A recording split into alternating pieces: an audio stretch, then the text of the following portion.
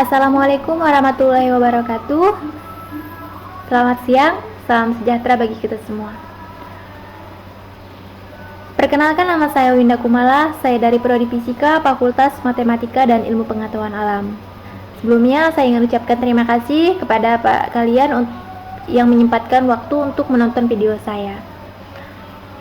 Di sini saya ingin mempresentasikan hasil PPT kemarin yang berjudul Memahami Konsep Teori Relativitas Khusus Einstein. Yang pertama ada teori relativitas Einstein.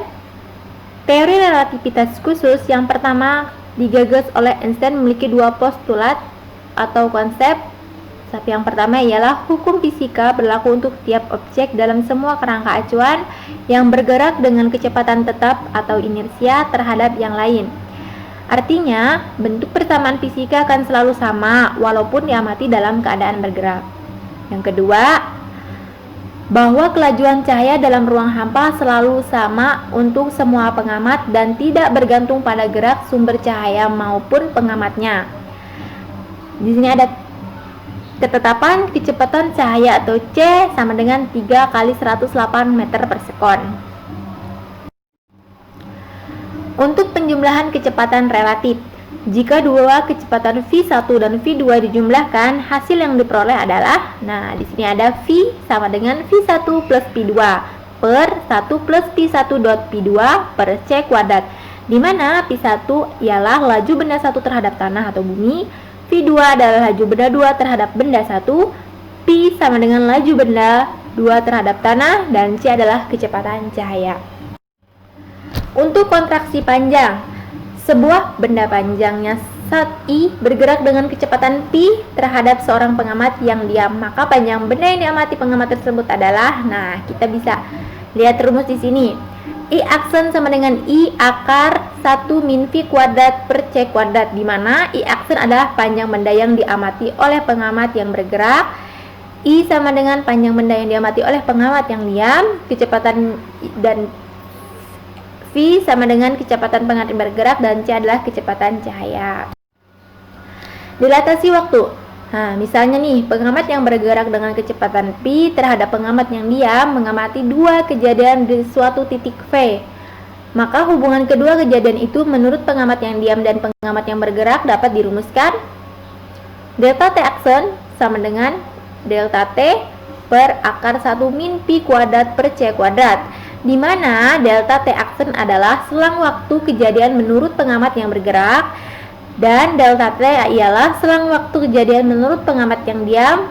P sama dengan kecepatan pengamat yang bergerak, dan C ialah kecepatan cahaya. Untuk mencari massa relativitas, jika suatu benda bergerak dengan laju P mendekati kecepatan cahaya C, maka massanya selalu lebih besar dari massa diamnya. Di sini ada rumus M sama dengan M0 per akar 1 min V kuadrat per C kuadrat, di mana M adalah massa benda yang bergerak dengan laju P, M0 massa benda dalam keadaan diam, V sama dengan kecepatan benda, dan C adalah kecepatan cahaya. Untuk mencari kesetaraan massa dan energi, jika suatu benda yang bermassa M berubah seluruhnya menjadi energi, maka besar energi tersebut adalah, di sini kita bisa mencari dengan rumus E sama dengan mc kuadrat, di mana E adalah energi dengan satuan joule, M adalah massa benda dengan satuan kilogram, dan C adalah kecepatan cahaya. Untuk benda bergerak dengan kecepatan mendekati kecepatan cahaya, energi kinetiknya adalah, ini rumusnya, K atau energi kinetik sama dengan M C kuadrat min M0 C kuadrat, atau diturunkan K sama dengan 1 per akar 1 min P kuadrat per C kuadrat min 1 M0 C kuadrat, di mana MC kuadrat adalah energi total, M0 C kuadrat adalah energi diam, dan EK adalah energi kinetik. Di sini ada interpretasi untuk Einstein, dikemukakan bahwa E total sama dengan E diam plus E K EK atau energi kinetik, atau dapat diturunkan rumusnya dengan M0 C kuadrat akar 1 min Pi kuadrat per C kuadrat sama dengan M0 C kuadrat plus energi kinetik. Berikut ada 5 konkret yang dapat membantu untuk memahami konsep Einstein. Yang pertama adalah GVS, orbit Merkurius, teori Big Bang, lubang hitam atau black hole, dan matahari menghambat sinyal radio. Di sini saya tidak jelaskan karena saya sudah membuatnya di Word. Mungkin itu saja yang dapat saya presentasikan. Kurang lebihnya saya benar-benar minta maaf. Wassalamualaikum warahmatullahi wabarakatuh. Terima kasih.